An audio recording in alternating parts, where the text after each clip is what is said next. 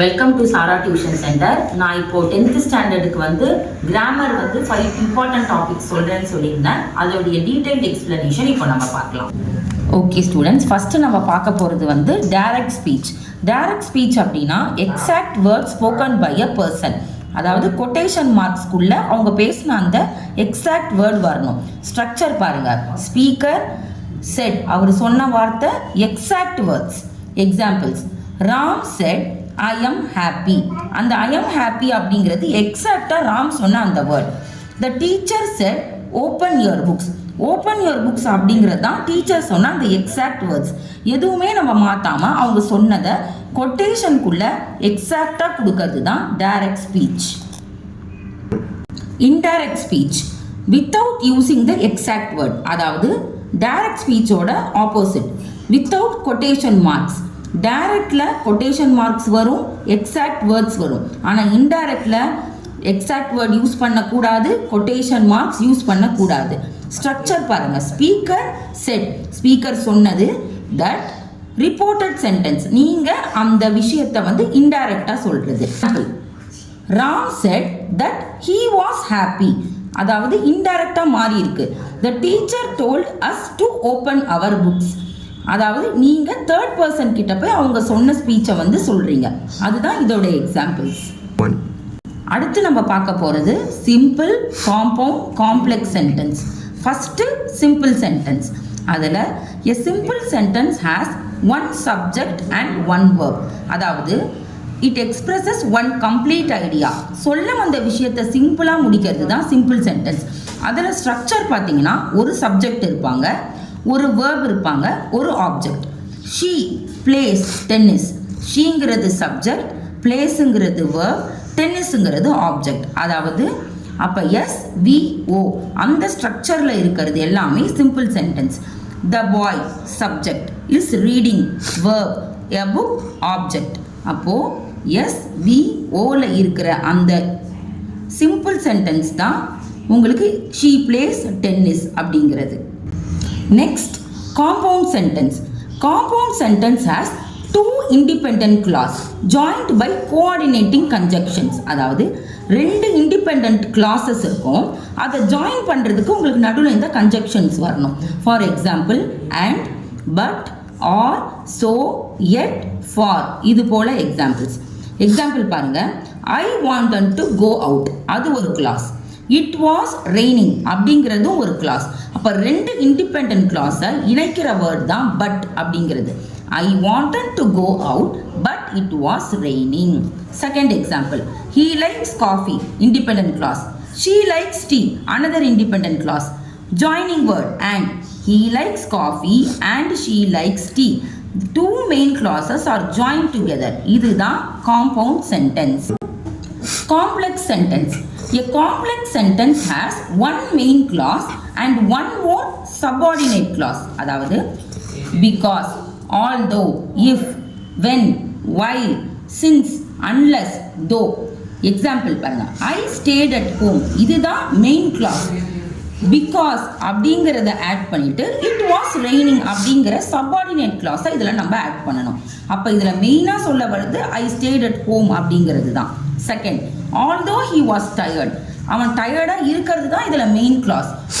He finished his work, அதுக்கப்புறமா நீங்கள் join பண்ணி ஹீ ஃபினிஷ்ட் ஹிஸ் ஒர்க்குன்னு சப்பார்டினேட் அதுக்கு கொடுக்கறது. அப்போது இது மெயின், இது சப்பார்டினேட், இது மெயின், இது சப்பார்டினேட். இதுதான் complex sentence.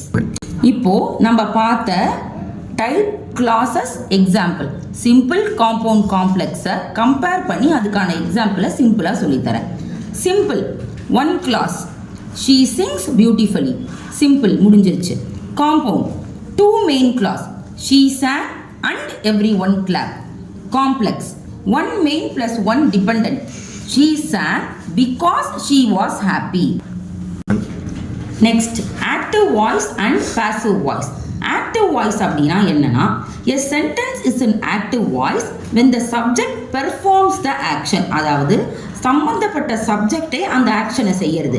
Subject plus verb plus object. இங்கே பாருங்க, Ram subject, wrote verb, object a letter.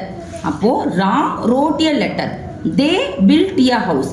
The subject is doing the action. ராமுங்கிற சப்ஜெக்ட் எழுதியிருக்கான், அவங்க அப்படிங்கிறவங்க பில்ட் பண்ணியிருக்காங்க. அப்போ இவங்க 2 பேரும் சப்ஜெக்ட், இது 2 அவங்க பண்ண ஆக்ஷன். இதுதான் active voice. Next passive voice. A sentence is in passive voice when the action is done to the subject. அதாவது object, verb, past participle plus subject. அதாவது a letter was written by Ram.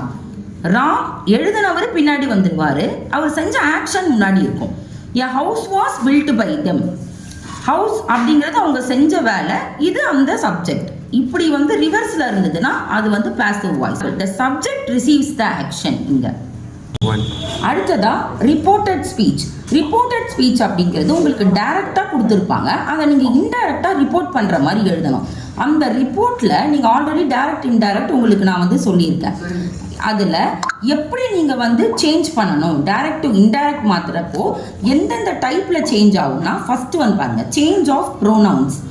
டைரக்டில் ஐயா இருக்கணும், இன்டைரக்டில் he or she. Direct we, indirect they. Direct my, indirect his or her. Direct our, indirect their. இப்படி இருக்கிறது இப்படி மாறணும் change of ப்ரோனவுன்ஸில். அடுத்து சேஞ்ச் ஆஃப் டென்ஸ், அதாவது tense form, past present future டென்ஸில் எப்படி டைரக்ட் டு இன்டைரக்ட் சேஞ்ச் ஆகுது. ஆம் ஸ்லாஷ் இஸ் வாஸ்ன்னு மாறும், ஆர் வேரா மாறும், வில் உட்டா மாறும், கேன் குட்டா மாறும், ஹேவ் ஸ்லாஷ் ஹேஸ் ஹேடா மாறும்.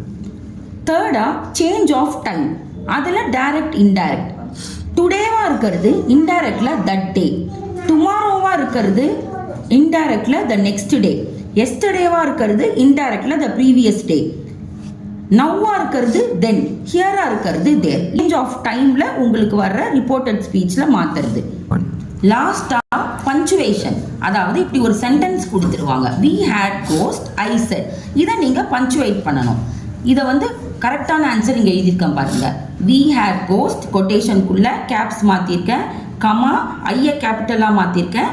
செட்டு முடிச்சதுக்கப்புறம் ஒரு சென்டென்ஸ் கம்ப்ளீட் ஆனோடனே ஃபுல் ஸ்டாப். இங்கே பாருங்கள், first word capital, direct quotation, இன்பிட்வீனில் நடுவில் கமா, இந்த ஸ்மால் ஐய சேஞ்ச் இன்டு கேபிட்டல், லாஸ்ட் வேர்டுக்கு அப்புறம் ஃபுல் ஸ்டாப். இதுதான் உங்களுக்கு பேட்டர்ன். இந்த மாதிரி தான் மாற்றணும்.